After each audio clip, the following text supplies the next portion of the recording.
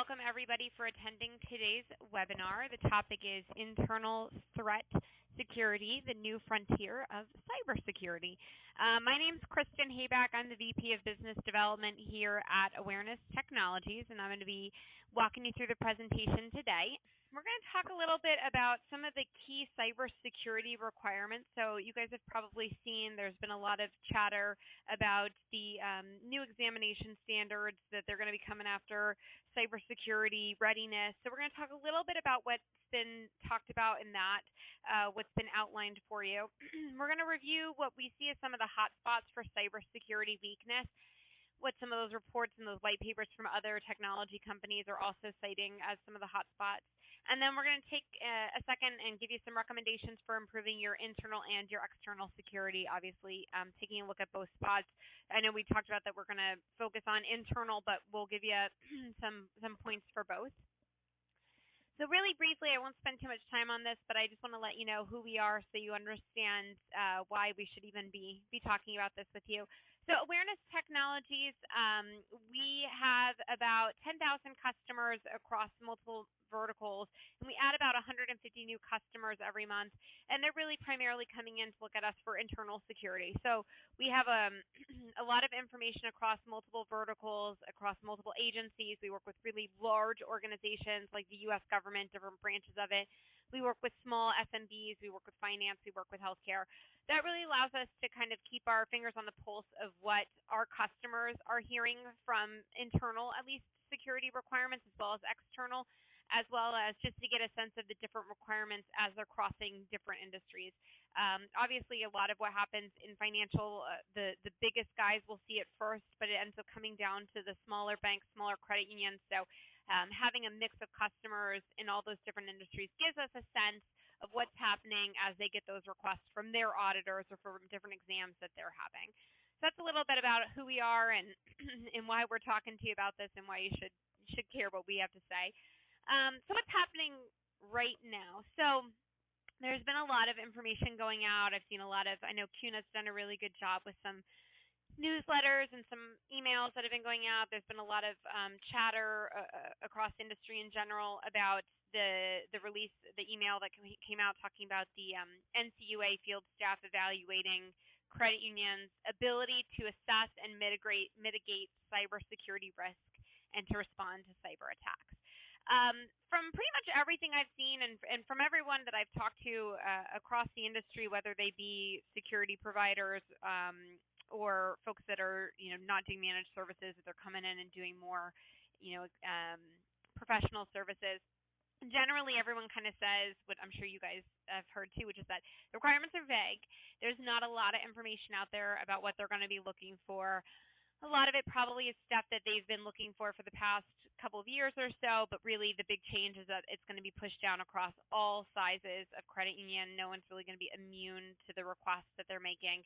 And they're really going to be looking at things like, vendor due diligence, password process, patch management, network monitoring, all of that kind of stuff.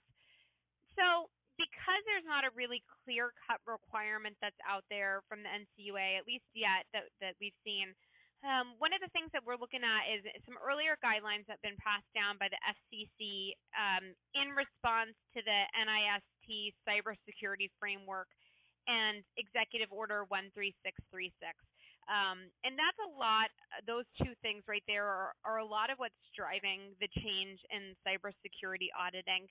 I think the executive order came out probably 2 years ago, but it's still kind of trickling through.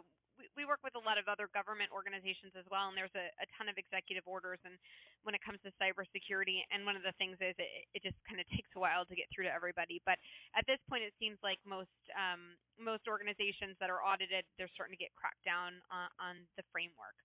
So if you haven't read the framework, it's a thrilling read. You can go on to the search that executive order and take a look at it, search that executive framework. But basically it breaks down to talking about 5 key functions when it comes to cybersecurity. And they break those down as identify, protect, detect, respond, and recover.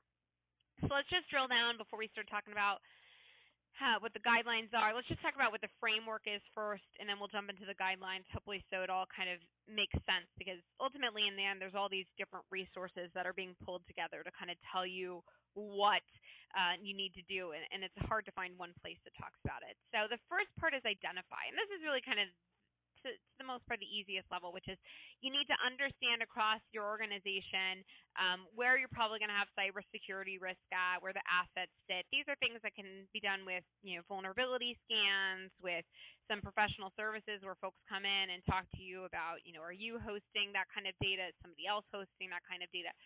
Really just identifying the lay of the land, where things are at and what you're protecting now and how you're doing it. So the next step is protecting. And they talk a lot about in that framework, they talk specifically, these are the examples they give, but data security, which again is very vague. Access control. Access control is huge. You're seeing a lot more conversation around making sure only the right people have the right access to the data that they need to do their job, and that they don't have access to anything else. Awareness and training, so doing things like you guys are doing today, attending educational webinars, going to conferences, making sure you're up on what's going on from a security standpoint, whether it be external security trends, internal security trends, where data breaches are happening, anything like that. So the more you know, the safer you are. So the more you understand what's going on, what the trends are, the better you can protect your environment. And then it talks about protected technology, but it doesn't necessarily specifically outline what those things are. And I think the FCC guidelines that we're going to talk about in a second will clarify some of that. Detect function. They talk about detection as once you have something in place, looking for anomalous traffic, anomalous behavior within your internal network, security, having continuous monitoring, so that you're not just monitoring when certain events are triggered, you're monitoring all the time, so that you really have the ability to detect even the smallest anomalies, and a process for detection. So it's important to realize that, when you're getting a distributed denial of service, you're clearly going to see that there's this huge anomalous amount of traffic trying to take down your network.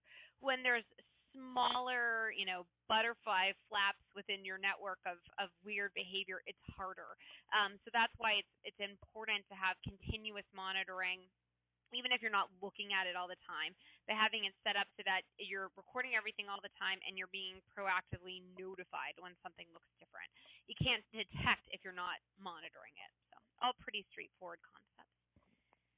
And then respond. So develop and implement the appropriate activities prioritized through the organization's risk management process. So you probably have worked with other companies. Maybe you guys have done this internally within yourselves. You have disaster recovery plans. You have, plans for when certain attacks might happen or when certain notifications happen. Maybe you're outsourcing your network monitoring to somebody and they don't notify you when it's a level 1 or a level 2, but they notify you when it's level 3. And then you have that trail in place to know we got notified by, Silver Sky that we had an action taking place against our network. That came through to us. We reviewed it. These 3 people stamped off on that, and whatever that process is. So responding to something when it's taking place, having that process in place as well. And then finally, recover.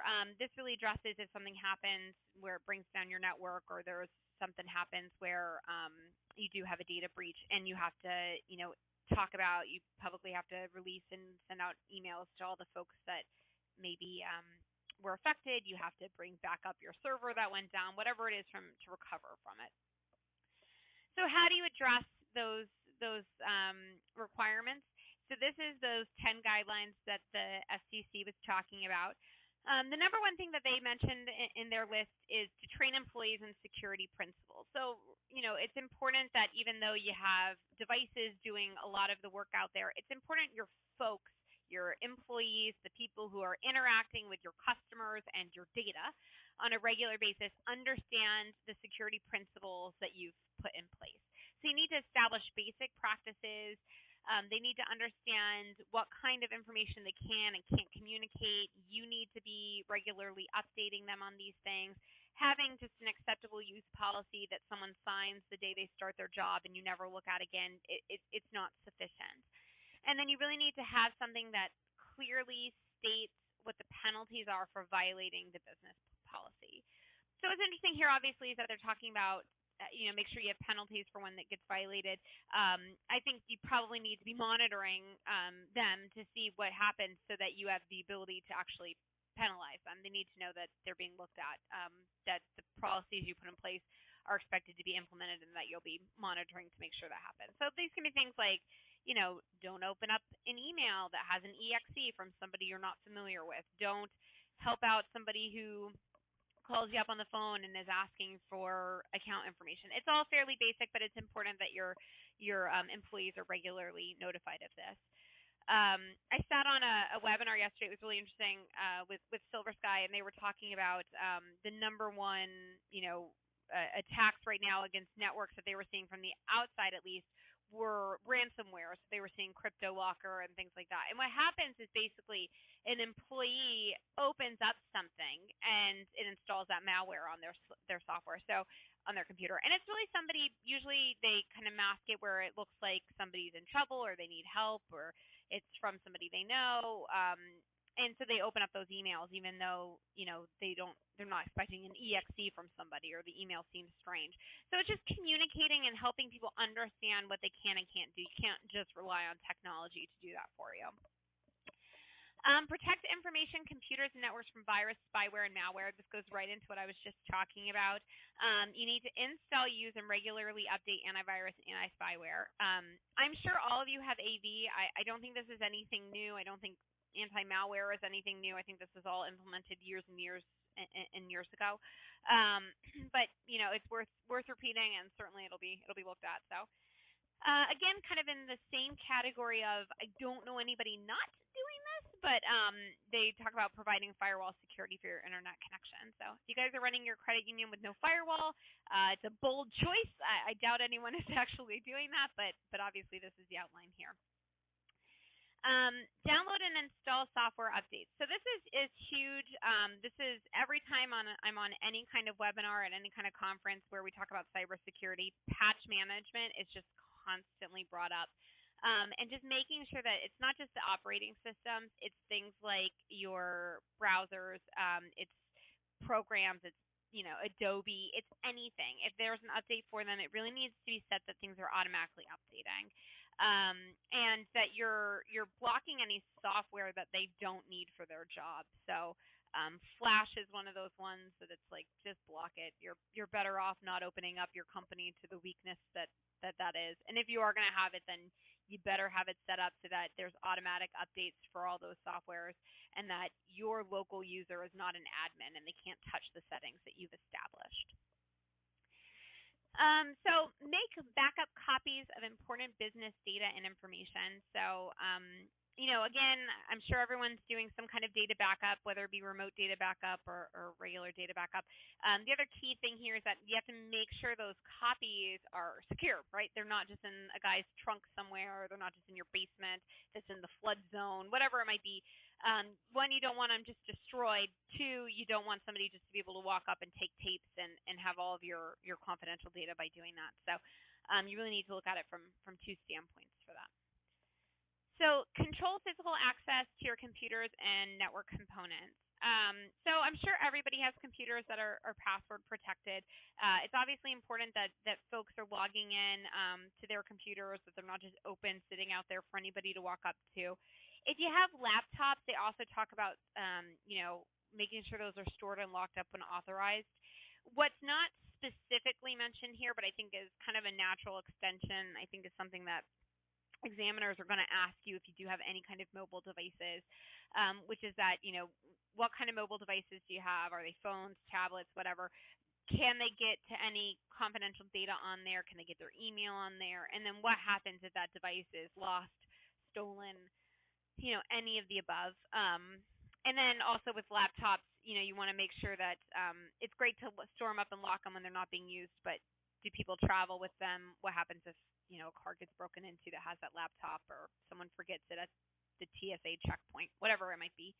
I'm always amazed every time I travel. I think I still always hear a TSA announcement while I'm sitting at my gate for someone who's left their laptop at security. So I certainly have a paranoia myself of always doing that. It's one of those things I check. It's like, do I have my ID and do I have my laptop? So, but it happens. I'm sure at least someone on the call, it's definitely happened too. So, it's a real concern. So locking it up and storing it is fine, but accidents happen, things get lost. What happens when those devices get lost? Um, so securing your Wi-Fi, if you guys have Wi-Fi in your credit union, for folks outside, especially of your credit union employees to access, is it separate from your network, obviously? And then things like your own Wi-Fi, is it locked down? Have you changed the default name? Is there actually a password on there? But those are things that is still a very common kind of gotcha, and one of the guidelines they have there. Require individual user accounts for each employee. So I don't know if everyone's doing this now, but you should have, especially if you have any kind of shared device, your employees should be logging in with their name, so that you need to be able to track that back. And they need to have strong passwords that are being used. So administrative privileges should only be given to trusted IT staff and key personnel. It's really important to know who does what. So the reality is there's probably going to be some kind of incident at some point, some kind of breach or potential breach. You need to know, if it happened on the inside at least, what individual user was logged onto that computer at the time. Did they accidentally click a link in an email they shouldn't have clicked, or did they do it maliciously? You need to know who does what. And you need to really make sure that those IT staff, key personnel, that they're the ones holding those admin privileges, again, to lock down things like auto updates. This shouldn't be stuff that the staff is able to change. It should be locked down. And even within the staff, you really need to be able to make sure that this goes right into number 9, which is that you limit the access to data. So no one should have access to everything. You really want to make sure that just the data that they need to do their job is what they can access. You need to trust but verify. So you need to not only be doing access control, you need to be monitoring once trusted user sessions are started. And you really need to make sure that you're distributing responsibility. So even within IT, one person shouldn't have access to everything. You should never have one person holding all the keys to the kingdom. And then finally, the last requirement listed here, at least, is to regularly change passwords. Obviously, they talk about it from a social networking and a social engineering standpoint, which is you share your password, whatever. The other thing, obviously, that's huge that's been happening recently, I mean, anybody who's heard anything about Heartbleed and everything else, which is that a lot of times people share their passwords with sites that get compromised. So if that was your password for your computer login at work, and it was also your eBay password, and it was also your Bank of America password for your own account, like, you got a problem if something got compromised somewhere else. So one is it should be a unique password to just work. 2, it should be getting changed every 3 months. 3, it should be a hard password, alphanumeric, with other combinations there as well. And going back to security training, people should understand that they should never share their passwords, no matter how helpful they think they're being, no matter how good of another employee the person is that they're giving their password to. Doesn't matter. That's your password. Don't share it. Just like in school, my mom said, don't share my hairbrush in gym, no matter what. So, some lessons stick with you. Don't share your password with anyone. So jumping into how this kind of correlates to some of the requirements, there was an interesting webinar that the FFIEC did a little while ago. They were talking about financial institutions preparing for cybersecurity assessments, and they basically outlined the threats and what you're trying to remedy, and they kind of categorized it as 4 things. And I think the 10 things we just walked through really address the 4 threat actors, that's what they call them, and how they relate. One is they talked about nation states. They talked about hacktivists, organized criminals, and insiders. And really, ultimately, a nation state, that's you worrying about, China hacking into your account and stealing all of your personal data. That's really going to come into you really with either malware, with Trojans, with viruses, with ransomware. And I think any external security company that you talk to, they're going to tell you those are their top concerns too. And really, with this, they don't really know what they're looking for, right? They're just trying to get into your network because they know you got something good. They're not necessarily sure where it's at, so they're going to hit you with everything. They're going to just try and get in there. They're going to try and data mine or turn you into botnets so that they can use you to get into other organizations. And this one, while it's kind of the scariest one probably for a lot of people, it's really the easiest to fix. It's really going back to those recommendations of having antivirus, having malware protection, having your operating systems, your browsers, everything else up to date, and really educating your employees. So while I think it's kind of the scariest, I think technology, at least at this point, kind of come to the place where if you have those things in place, you're pretty much safe for now, at least against the nation states. The hacktivists, those guys are the ones doing distributed denial of service attacks. They're trying to cause chaos for you. They're trying to take down your online banking. They're trying to hold you hostage for whatever reason. They're trying to blackmail you to get you to bring your network back up. And, good network monitoring, good redundancy, those things will take care of that. I kind of skipped the organized crime one because I honestly know my own limits and I can't talk too much about that. They were talking about ATM attacks and a lot of physical stuff as well, and I figured I'm sure you guys can speak to that from probably another expert that's better on organized crime. But so I stuck to the technology part. So the last one that we'll talk about is insiders. So again, on the FFIEC white paper and through their presentation, they talked about the primary threat with insiders was data theft from internal access. The danger, of course, versus a nation state is, a nation state doesn't know where your data is. They just know, you're a lockbox, so there's probably something good in there. An insider knows exactly where things are at.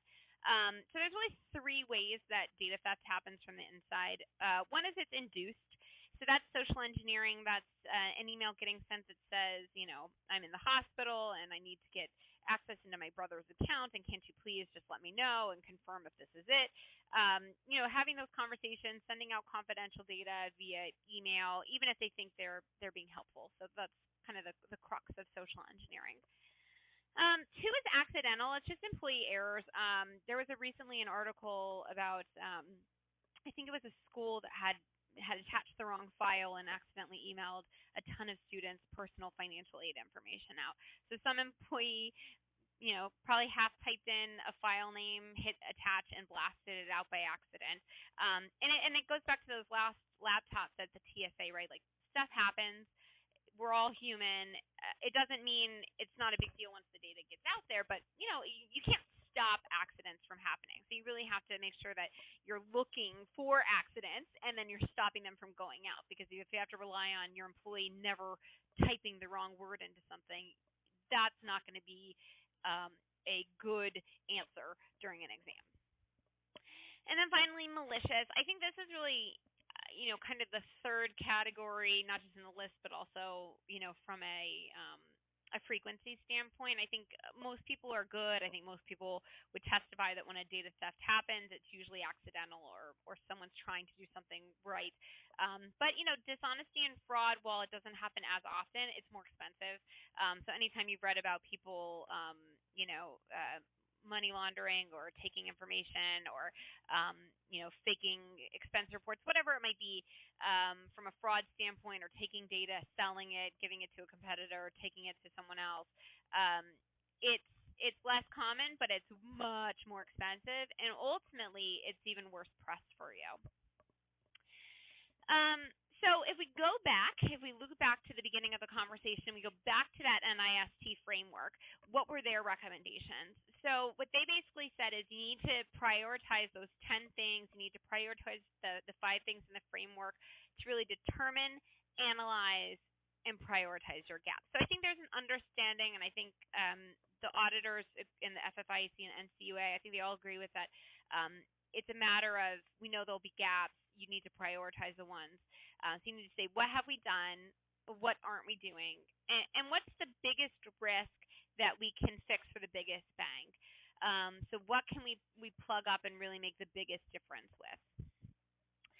So here's the summary, and then we'll kind of talk a little bit about our recommendations. So we broke it out. So we'll talk about external first. So if we look at those 10 risks, basically there's 5, so half are specifically external threats. But I think that the recommendations for those are really already in place for probably 99% of the financial institutions that I know of, at least. So things like malware and AV, I'm sure if I took a poll right now, there's no one on this call that's not doing that. Firewall, again, if I took a poll, I'm sure everyone says they have a firewall. Patch management, maybe not so much, maybe not a formal one, but certainly, again, if you talk about biggest bang for your buck, a huge, huge thing that you could do for your organization for really pretty much a minimal expense. Remote data backup, maybe you're doing it, maybe you're not, maybe you're still making the copies and you're taking them off site, but I'm sure some kind of backup is taking place. And then Wi-Fi password and isolation, again, I'm sure almost all of you, if not all of you, if you have a Wi-Fi network, you have a password on it. So I think most of these recommendations are already taking place. And even if you, again, if you look at a lot of external security, I think that there's more attacks coming at you in a variety of ways, but they're all still kind of the same thing. There's only so many ways an external person can get into you. And if you build up that kind of fortress around your network from the outside folks getting in, I think it covers it even if they change their tactics. And I think that's what you're seeing. So internal threats make up the other half of the recommendations, but I think they're being addressed less.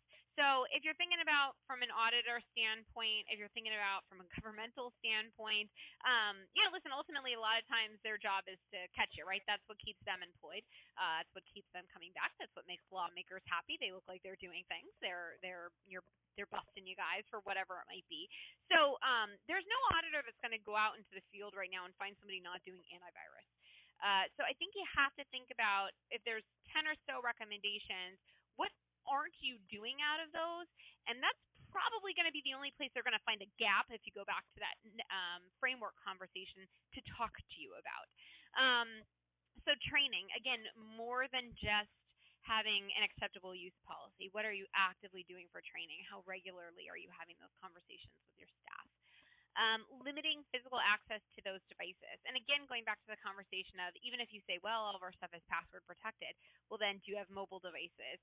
Can those be accessed? What happens if they're lost or stolen? Are they part of a mobile device management where you can wipe them?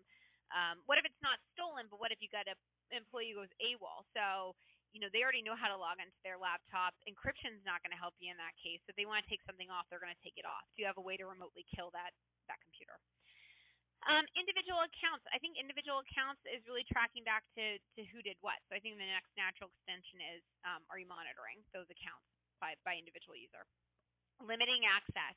If you haven't had a conversation about access control in your credit union, that's when I would be having. So who needs access to what? Make them into groups. We know this group of people has access to these tools. These people have access to those tools. When they log into those tools in their trusted user session, record them. So again, everything always comes back to trust but verify. You would do it with your third-party vendors. You need to do it with your staff as well. Trust but verify. And then finally, password management, making sure those are strong passwords, setting up, a little algorithm so that they have to reset them every 3 months. I know pretty much everybody's probably doing that now. So again, going back to why I think the insider threat is going to be something that's more relevant. It's not just things like how much time people are spending on productivity. So if you look at the stat, I think a lot of people look at 30% of an employee's workday on non-work related activity and they think productivity. If you think about ransomware and if you think about malware, those things are coming into your network basically one of two ways. I mean, there's probably some outlier cases, but it's one of two ways. One is somebody's opening up an email that they shouldn't be opening up. It's probably in their personal email, or it's not a work-related email, or it's some kind of you won't believe what so-and-so did email to catch them and make them open it, and that email's infected, or they're surfing to a website that's infected. So everyone probably here has web filtering. You need to have web filtering. It's more than just a productivity conversation. That's really one of your frontline offenses for cybersecurity. The other stat here from the Ponemon Institute is that 60% of employees that leave walk out with company information. You probably can't stop people from walking out with everything. Ultimately, folks have stuff in their head. They know it's proprietary, whatever it might be. But what you do want to know is, what are they taking? You want to stop anything you can stop from them taking, and you want to be aware of what happened. If an incident does occur, you need to have that accountability. We have laptops that are lost or stolen. This stat really hardly ever changes. You just see a huge number of laptops that are lost or stolen every year, with a very small percentage are recovered.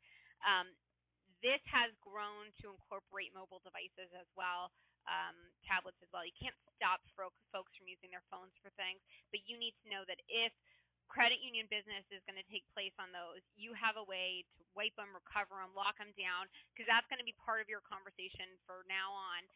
Mobile devices aren't going anywhere, which is how do mobile devices fit into your cybersecurity plan? And then finally, insiders are really responsible for about 70% of security incidents that occur losses. So you might be getting alerts, you might be getting things off of your SIM that says, blank and blank IP is attacking you, this is happening to you, whatever it might be. But ultimately, I think probably everyone would agree those events get taken care of at the end, at the gateway. You get a nice report from your SIM provider that tells you that happened, and you feel good and you file it away. But what happens with a much smaller percentage is that when you have an incident that occurs with an insider, you're usually going to have a loss that takes place with that. So it's either going to be a financial loss, obviously, or it's going to be something that's going to affect you from a reputational standpoint. So, ultimately, this little snippet's on here because it talks about employees are your greatest asset, but they're also potentially your greatest risk. They're the same as all those other things that are hitting your endpoints, your network devices, and you're looking at those from a threat standpoint. But you have a bunch of other folks that know exactly where things are at, whether it be helpful, accidental, or malicious, and really they kind of have the keys to the kingdom a lot of times. So what are the recommendations? The easiest recommendation for any of your external security that you're doing right now, outside of the things that we talked about, and again, it's kind of hard to give recommendations because I think for external at least, they really come down to have a firewall, have IDS, have IPS, have HIDS, have AV, have malware, and I think you probably all already have that. The biggest thing I can say is review the data. So anybody who followed the Target breach, which is kind of the thing all of these security providers are talking about, but it's really kind of a great case study in what happens with cybersecurity. So Target had spent all this money on FireEye. They had just dumped a ton of cash into it, and FireEye caught the breach, and it basically quarantined it for a couple of days, and it was shooting out notifications that was saying something's on our network. This is bad, basically. I'm sure I'm paraphrasing it, but it was something very similar to that. And nobody looked at it. And that's really, it's bad enough when you have a breach, right? You have something that happens, it's terrible, but you can recover from that. It's even worse when it starts coming out that you were notified and you didn't care. So either make sure your third-party providers are doing it, they're looking at those reports, and they're also providing a copy of all of that for you, and then you're looking at it. Make sure you have a good plan in place within your company, within your credit union, to say who reviews things, what action should take place. It really goes back again to that framework. It goes back again to the FCC recommendations, which is trust but verify, review, have a plan in place. You need to know who, what, when, where, and how of any event, whether it be external or internal. You need to know either who's doing it or who should have reviewed it, when it happened, what exactly was happening, where in the system it took place, and how somebody was doing it. So it kind of goes back to reviewing data, but it also goes back to making sure your network is set up in a way that you can get that data out. You need to start looking at internal security with the same kind of severity and seriousness that you've looked at external security. I think external security has been the focus because it's been an easy audit. Again, I think it's going to go back to when examiners are in with you, they're not just going to keep coming back every year and asking you if you have a firewall. They're going to start to evaluate, just like the guidelines have recommended. They're going to start to evaluate where gaps are, and they're going to see internals where it's at. So if we click along here, my screen got nice and frozen. So you need to think about kind of that video camera on your computer. The same thing, you have a monitor of everybody who walks into your bank, your credit union. It's the same kind of security. I don't think any retail, any financial institution, anybody who has any money on hand anymore doesn't have a security system in place. And really, ultimately, it's kind of the smallest amount of money is what somebody could take physically. But inside your network, where everything is stored, that's where the big bucks are, right? So you need to be treating that the same way. And the security camera works in two ways, really, right? It deters a theft. It makes somebody look up and say, okay, well, I'm on camera, so I probably am not going to rob this credit union today. So it deters, but also if something happens, you can go back to the videotape and see exactly what occurred. So you need to start thinking about internal security the same way. It's the same thing as making sure you're controlling access into your vault or your whatever else, where information is stored into your servers, whatever it might be. So you need to record everything that's going on. You need to be have alerts set up for suspicious activity, and you need to have policy violations in place to prevent information that's leaving if you can. So it goes back to the who, what, when, where, and how. And that's really the best way to think about internal security. So with that said, here's some contact information if you're interested in giving us a call. I think I have it here on a bigger screen as well. If anyone has any questions, I'll give a second and let you type those out in the questions area. And happy to answer anything that you might have. So I see someone is raising their hand, but I'm not sure if you have a question. If you could just type it, I'd be happy to answer it for you.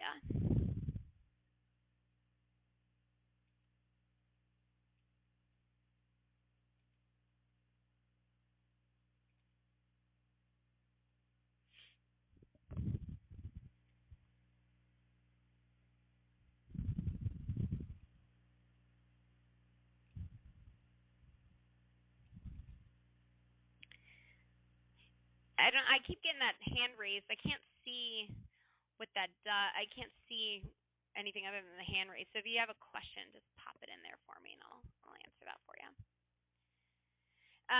Do you have any recommendations for hard copy data storage? I know I can probably put together a list of options over for you. I don't have any recommendations off the top of my head on that from a data storage standpoint. I mean, I normally recommend, remote backup, having a third-party vendor do that for you. Obviously, we don't do remote backup, so there's no skin in the game for me on that. But just because it allows you to have a little bit more redundancy and things in place. But I could take a look at that for you, and I could see if I could get something put together for you. So someone asked about copies of the presentations. A couple people asked about that. Yes, absolutely. After the presentation, I will get this PDF up, and I will send it out to anyone who was on today's webinar. There will also be a copy, an audio, recording of it as well that we'll have a link to on the CUNA website as well as our own website, so that we can address any of those questions for you. You're welcome. So there's some questions here. Let's see. Do you have any recommendations on mobile device management? So it's a good question. It's vague, so I'll give you some high-level recommendations, and if that doesn't answer for you, ping me again in the questions section, and I'll answer it. I think there's a combination of things that you need to do with mobile device management. I think if you're going to ask your employees to access information, you want them to be able to respond to the email, whatever it is on their mobile devices, their iPhones, their Blackberries, their whatever, the new Amazon phone, whatever it is.